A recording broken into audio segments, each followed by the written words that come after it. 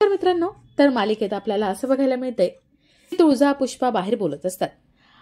सूर्या तिथे येतो. सूर्या म्हणतो, तुम्ही दोघं बाहेर का बोलत बसलायत? आज चला, थंडी गारठ आहे. म्हणते, तुम्ही जा दोघं आतमध्ये, मी मिश्री मार लावून येते.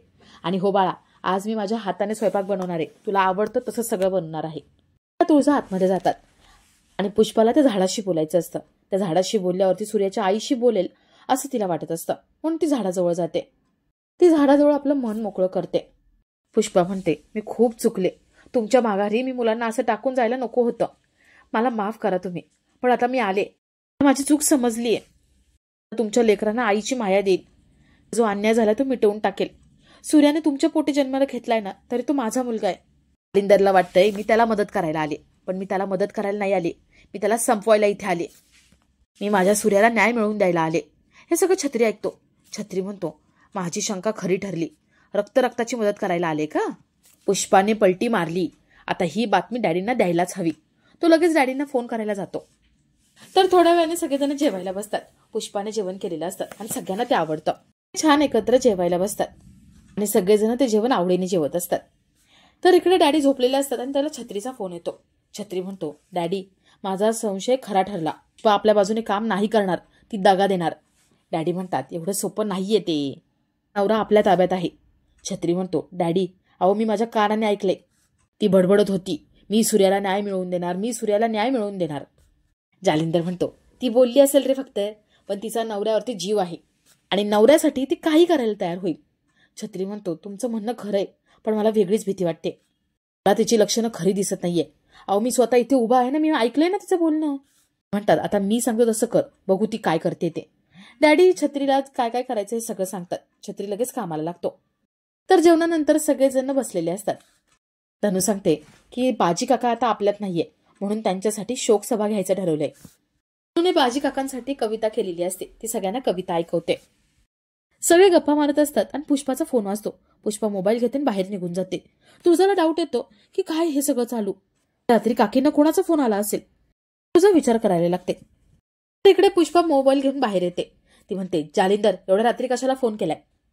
डॅडी म्हणतात, काय काम चालू केलंय का नाही, का फक्त गप्पाच चालू आहेत? तुला माहितीच होतं ना सूर्याची आई कुठे काय ठेवत होती. आता घरातला कोपरा ना कोपरा तू शोधून काढ. मला लिंगोबाल पाहिजे आणि तेही लवकरात लवकर, समजतंय ना? रात्री काम चालू करायचंय तू. सगळ्यांना झोपवून टाक. असं झोपव ना की डायरेक्ट सकाळीच उठले पाहिजे. तिथे बघ, ताराच्या कोपऱ्यात एक बाटली ठेवलीये. तिथलं तेल सगळ्यांच्या डोक्याला लाव, म्हणजे माणूस मेल्यासारखा गाढ झोपून जाईल. आज रात्रीच तू काम केलंच पाहिजे. पुष्पा म्हणते, ते करण्याआधी आधी मला फोन ठेवावा लागेल ना, ठेवा फोन. पुष्पा फोन कट करून टाकते. डॅडी म्हणतात, हिच्यामध्ये अकड खूप जास्त आहे. आता काम झालं ना की अकड उतरवायला हवी. डॅडी फोन ठेवतात. तर इकडे छत्री पुष्पाला लांबून बघत असतो. तेलाची बाटली घेते आणि ती म्हणते, माझ्या मुलांना झोपवण्यासाठी अशा तेलाची गरज नाहीये. मायेने डोक्यावरून हात फिरवला की लगेच ते झोपतात. पुष्पा ती तेलाची बाटली लांब फेकून देते आणि छत्री हे सगळं बघतो. म्हणतो, कसली डेंजर बाई आहे ही. डॅडींना पण घाबरत नाहीये. ही बाटली फेकून दिली तिने. ही बाई दिसत अशी नाहीये. डॅडी, तुमचं काही खरं नाही. आता हे सगळं डॅडींना सांगायलाच पाहिजे. छत्री लगेच डॅडींना फोन लावतो.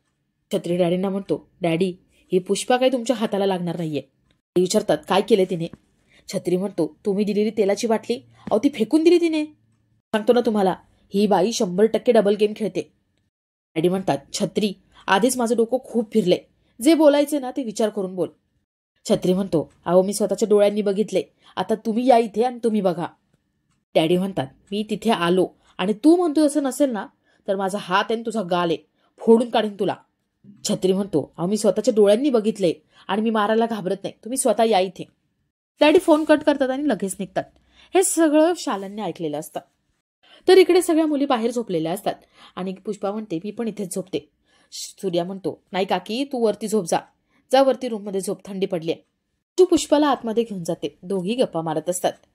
पुष्पा सूर्याच्या डोक्याला तेल लावून द्यायला जाते. तर इकडे शत्रू डॅडी कारमध्ये असतात. शत्रू म्हणतो, डॅडी, अहो कसली थंडी पडलीये आणि या गारठ्याचा आपण बाहेर पडलोय. अहो सगळं जग झोपलंय ना, आपण काय बाहेर करतोय? अहो या थंडीने मी आकडलोय. डॅडी म्हणतात, अहो चिरंजीव, आयुष्यभराचे चटके नको असतील ना तर थोडी थंडी सहन करायची. डॅडी छत्रीच्या सांगण्यावरून सूर्याच्या घराबाहेर येतो. शत्रू म्हणतो, डॅडी, आता एवढ्या थंडी गारठ्याचं आपण ह्याच्या घराबाहेर पहारा देत बसायचंय का? डॅडी म्हणतात, अरे आता तू एवढं तापतोय कशाला? शत्रू म्हणतो, तापू नाही तर काय करू? अहो गेले काही दिवस तुमचं काय चालू मला काहीच सांगत नाही तुम्ही. डॅडी म्हणतात, मी जे काही करेल ना ते तुला नाही कळणार, चल उतर खाली. ते दोघं कारमधून खाली उतरतात. छत्री म्हणतो, डॅडी आज मी खूप मोठं काम केलंय, मला बक्षीस पाहिजे. अहो डोळ्यात तेल टाकून मी पहारा केलाय आणि त्या पुष्पा काय काय करते ते बघितले. हे बघा, या झाडीमध्ये ते औषध टाकले, तुम्ही नाही का ते तेल दिलं होतं डोक्याला लावायला, ते इथे फेकले तिने. म्हणतात, कुठे बाटली? तिथे बाटलीच नसते. छत्री म्हणतो, इथंच होती, इथे पडली होती मागाशी बाटली. डॅडी म्हणतात, कुठे गेली मग? जमिनीत गाडली गेली का आकाश तोडून गेली? छत्री म्हणतो, मला वाटतं ती फुटली असेल. डॅडी म्हणतात, मग काचा कशा दिसत नाहीयेत? कुठेत काचा? काय म्हणाला होता तू? बक्षीस पाहिजे, आण, तुझा गाल पुढे कर. डॅडी छत्रीच्या जोरात एक कानाखाली मारतात. छत्री रडायला लागतो. डॅडी म्हणतात, मी निवडून आलेल्या माणसावरती तू शंका घेतोयस का? डोळे जरा तपासून घे आणि नंतर फिर गावात. डॅडी तिथून निघून जातात. पुष्पा हे सगळं वरून बघत असते. पुष्पा शालनला फोन लावते आणि म्हणते, बरं झालं वंश तुम्ही मला फोन करून हे सगळं सांगितलं, तर माझं काही खरं नव्हतं. शालन म्हणते, अहो वहिनी, तुम्ही माझ्या सूर्याला न्याय मिळवून देणार आहात आणि त्यासाठी मी तुमच्या पाठीशी उभं नाही राहायचं का? पुष्पा म्हणते, सूर्याला तर मी न्याय मिळवून देणारच आहे, पण तुमच्या नवऱ्याला चांगली अद्दल घडवणार मी, जशी ज्या छत्रीला घडवली तशी. शालन म्हणते, पण तुम्ही तर तेलाची बाटली बाहेर फेकून दिली होती ना? पुष्पा म्हणते, अहो तुमचा फोन आला ना तशी मी पटकन धावत गेले आणि ती बाटली घेतली आणि घरात आणून ठेवली. त्या छत्रीला कळलंच नाही मी कधी ती बाटली आणली आणि कधी लपवून ठेवली ते. त्या जालिंदारला काय वाटलं, माझ्या मुलांना फसवणार का तो? विसर म्हणाव त्याला आता. मी पण सगळ्यांचा बरोबर हिशोब करते. जालिंदारला तर चांगलीच अद्दल घडवणार. तर रात्री इथे डॅडी झोपलेले असतात. त्यांना स्वप्न पडतं की सूर्याची आई पळून गेली होती तेव्हा गावकरी सगळ्यांना घराबाहेर काढून त्यांना हाकलवत होते. त्या सूर्याच्या बहिणी आणि सूर्याचे बाबा हे सगळेजण घर सोडून जात होते आणि डॅडी तिथे पोहोचले. आणि त्याच वेळेला एका माणसाने काठीने डॅडींना मारलं होतं. डॅडींना हे स्वप्न पडतं आणि डॅडी ताडकून उठून बसतात. म्हणतात, नाही, माझ्याशी असं कोणीच वागू शकत नाही. मी जालिंदर निंबाळकर आहे आणि जे मी ठरवलंय ते मी करणारच. पुष्पा, तू फक्त माझा प्यादा आहेस. मी जसं सांगेन, मी जसं ठरवेल तसं तू करणार. त्यावेळेस मला जे जे करता नाही आलं ना, ते आता तुझ्या मदतीने मला मिळणार. आता सूर्याच्या घरावर, त्याच्या आयुष्यावर, त्याच्या इस्टेटीवरती कब्जा मिळवायचा आहे आणि त्यासाठी वाटेल ते मी करायला तयार आहे. आणि त्यासाठी मला लिंगोबा आणि ते फरमान दोन्ही हवंय. पुष्पा, तुला माझं काम करावंच लागणार आणि नाही केलं तर तुझा नवरा माझ्या ताब्यात आहे. त्याला एवढा त्रास देईल ना की तुला अळणबळ माझं काम करावंच लागेल. आता बघतो ना तू कसं करत नाही ते. आणि हा छत्री मी सांगितलेलं काम करत नाहीये का, त्यालाही अद्दल घडवतो, म्हणजे बरोबर दोघं माझी कामं करतील. डॅडी विचार करत असतात तर इकडे पुष्पा विचार करते. पुष्पा मनात म्हणते, एक जालिंदर, आता तू जे ठरवलंयस ना ते मी होऊच देणार नाहीये. आता फक्त माझा सूर्या आणि माझ्या ह्या सगळ्या पुतण्या, मी सगळ्यांची मदत करणार आणि त्यांना न्याय मिळवून देणार. तुला नाही जन्माची अद्दल घडवली ना तर नावाची पुष्पा नाही. असं म्हणून पुष्पा हसायला लागते आणि आपला आजचा हा भाग इथेच संपतो.